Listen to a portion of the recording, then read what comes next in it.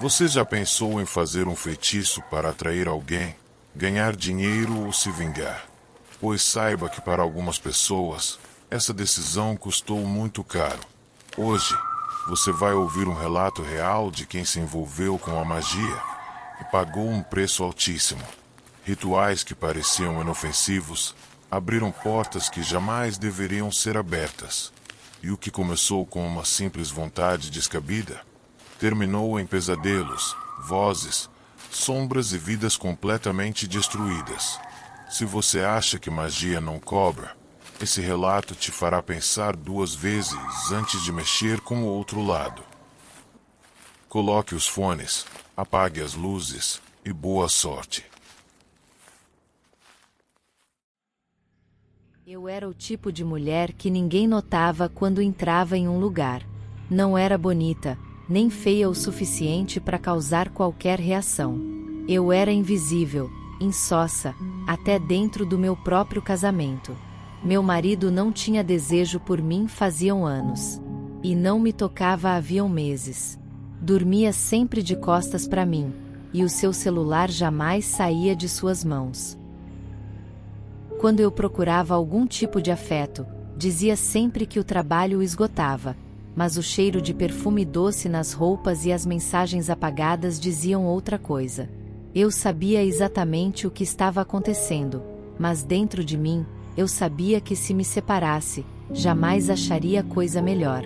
Me tornei alguém que andava em silêncio pela casa para não incomodar.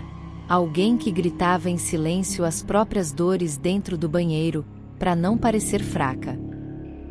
Mas eu era fraca. Estupidamente fraca e carente.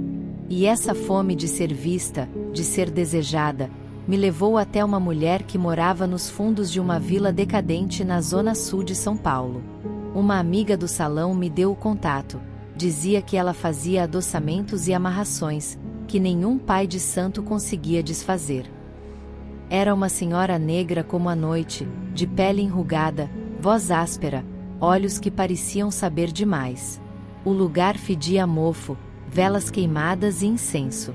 Na salinha onde ela atendia, havia uma estante com bonecos deformados, frascos com líquidos escuros, retratos virados para a parede. Era como entrar num útero de coisas mortas. Ela me mandou sentar, sem nem me cumprimentar. Me analisou em silêncio, com um sorriso torto, disse para mim: "Você quer que ele fique? Quer que ele agonize, se apenas olhar para outra mulher?" Assenti, quase que envergonhada. Ela gargalhou: "Todas vocês vêm assim, murchas. E saem com o coração dele costurado no vosso peito." Tremi como vara verde. Não tinha trocado uma palavra com aquela mulher, e ainda assim, ela sabia. Sabia exatamente como eu estava me sentindo. Me fez cortar meu próprio dedo com uma lâmina enferrujada. E pingou o sangue numa vela preta, acendeu aquilo enquanto falava palavras em uma língua que eu não entendia. Depois amarrou um pedaço da minha calcinha com fios de cabelo do meu marido dentro de um pano imundo. Disse para eu enterrar no quintal à meia-noite, nua, debaixo de uma lua minguante. A promessa era clara: ele vai ser seu até a morte. Eu devia ter saído correndo dali. Mas no fundo eu sabia, o que mais eu tinha a perder? Nos primeiros dias, nada mudou. Ele continuava indiferente, ausente, quase hostil comigo. Mas então, do nada, ele passou a me observar.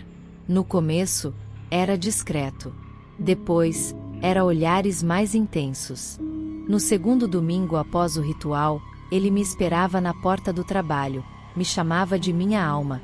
Dizia que estava com saudade de mim até mesmo quando eu estava em casa com ele. Me senti viva de novo. Desejada como nunca fui em nossa relação. Foram 2 meses maravilhosos, até perceber que aquela sensação de desejo não durou muito tempo. Não era amor o que ele sentia por mim. Era fome. Uma necessidade doentia, sufocante. Ele passou a me seguir pelos cômodos. E certa vez, Me trancou no quarto, pois não queria que eu saísse com minhas amigas. Numa noite, eu acordei com ele em pé, ao lado da cama, me observando enquanto eu dormia. A obsessão dele aumentava como uma doença. Havia deixado o trabalho. Disse que ninguém mais precisava dele, só eu. Pregou todas as cortinas da nossa casa com pregos. Disse que o mundo queria nos separar. Até os espelhos ele cobriu, alegando que os olhos alheios queriam nos amaldiçoar. O que me assustava muito era o vazio nos olhos dele, como se algo estivesse ali dentro, e não fosse mais o meu marido. Ele passou a beber muito, e numa noite que eu não quis fazer sexo com ele bêbado, ele surtou. Ele quebrou a casa toda em um surto de raiva, e quanto mais eu pedia que pelo amor de Deus parasse, mais violento ele ficava. Quando toquei em seu braço, numa última tentativa de fazê-lo parar, ele me bateu. A cada tapa e empurrão que eu levava, mais o ódio dele se mostrava. Foi tudo muito tenso, não sei se pela agressão física, ou se pelo meu psicológico abalado no momento, mas juro ter ouvido uma gargalhada sinistra ecoando a cada tapa. Quando tentei fugir, ele surtou ainda mais. Rasgou minha roupa, me arrastou até o banheiro e fechou a porta. Saia, e eu te mato, disse aos berros. Ouvia ele murmurando do lado de fora, que ninguém ia me tirar dele, que o sangue já tinha selado o destino. Nunca tive tanto medo de morrer quanto naquela noite. Quem quer que fosse aquele homem lá fora, não era meu marido. Pareceram-se passar dias até vir a coragem de sair daquele banheiro. A casa parecia um cenário de guerra. Quadros no chão, vasos quebrados, portas arrancadas. E o pior, minha cara toda roxa. Jesus, o que eu havia feito? Fugi quando ele dormiu. Estava na sala, todo mijado e vomitado. Tinha dormido de olhos abertos, babando, murmurando. Ela é minha. Recorri à mulher do ritual, dirigi como uma louca até a casa dela. Minha cara ardia e queimava, mas eu não me importava. O que quer que eu tivesse feito, eu ia desfazer. Quando cheguei até a casa dela, parecia que já me esperava. Saí tão atordoada do carro, que nem a chave da ignição tirei. Expliquei a ela o que aconteceu. Pedi que pelo amor de Deus me ajudasse. Que desse fim ao que ela tinha feito. Eu não fiz nada, minha doce criança. Me disse enquanto me olhava de cima a baixo. Você pediu que ele fosse seu, e eu fiz. Não entendo seu desespero. Você não pediu por amor, não pediu pela sua melhora, nem pela melhora dele. O que você me pediu, eu fiz. E você será dele, até a morte.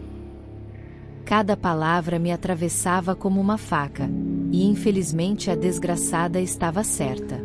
Todas as palavras daquele dia vieram em minha mente, e nenhuma delas pedia que ele me amasse de volta.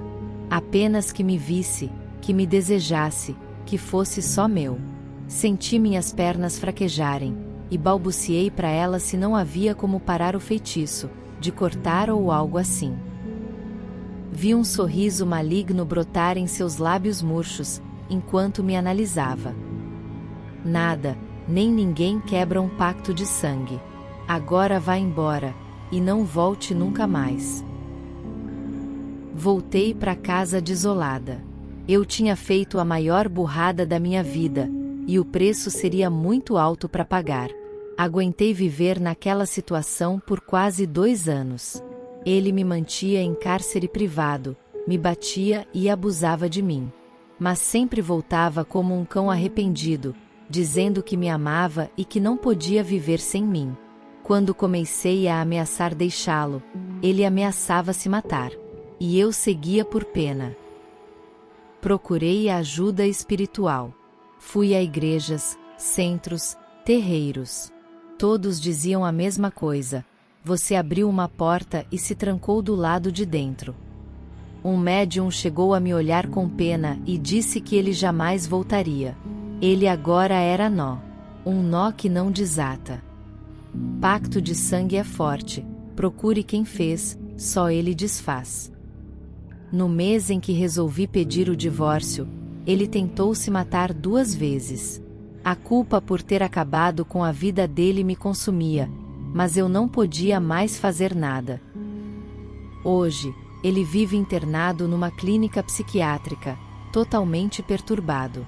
Quando fui visitá-lo, só uma vez, ele se ajoelhou, esfregou o rosto nos meus pés e disse que a vida dele tinha acabado com minha saída de sua vida.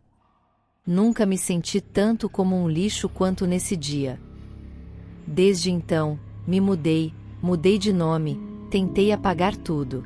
Mas ainda ouço batidas no vidro, sussurros quando estou sozinha, e o cheiro de vela quando acordo. Como se aquele amor que implorei ainda estivesse me rondando, grudado na alma, infectando qualquer chance de paz. Não existe amarração sem consequência. Não dou mais certo em nenhum emprego, nenhum dinheiro para em minha mão. Passei a dormir apenas sob efeitos de remédios controlados. Minha vida virou um inferno total. Só quem já pediu amor forçado sabe que depois disso, o que vem não é carinho. É prisão. E agora, começa o pagamento da minha dívida. Pacto de sangue não se quebra.